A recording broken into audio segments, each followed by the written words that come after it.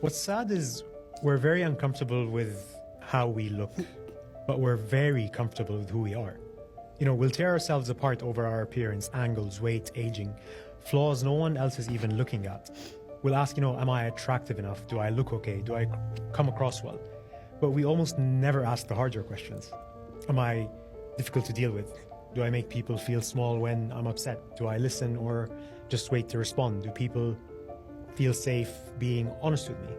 That silence is loud because it means we're far more afraid of being seen as unattractive than being experienced as unkind, careless, or unfair. We worry endlessly about mirrors and barely about impact. You can be good looking and still be the person people have to emotionally recover from. And you can be attractive and still leave a room heavier than you when you entered it. But most people never question that version of themselves. They assume character is fine by default.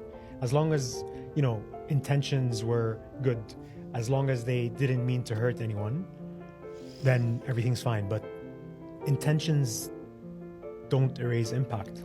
People remember your character long after they forget your face. They forget what you wore. They forget how you looked yesterday. They don't forget being dismissed. They don't forget being talked down to. They don't forget feeling unheard, rushed, or disrespected. Yet somehow that doesn't trigger the same insecurity. We'll fix the lighting before we fix patterns. Yes. And we'll edit photos before we examine behavior. And we'll obsess over appearance while assuming our presence is fine. Because looks are easier. They're surface level. They're controllable. They don't require accountability. Character does.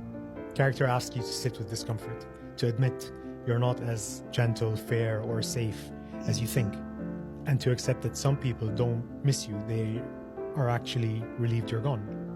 And that's not something you can filter. So we avoid it. We tell ourselves we're good people and move on. But goodness isn't self-declared. It's felt by others. It's whether people relax around you or brace themselves. It's whether your absence brings peace or a hole. Because fixing how you look lets you believe the problem is surface level. Questioning your character forces you to confront the damage you've caused. One feels unfair, the other feels deserved. And that's the truth most people will do anything not to face. So they fix the outside and leave the inside untouched. And everyone around them feels it, even if they never say it out loud. That's the part that stays. That's the part that people remember long after they've forgotten what you look like.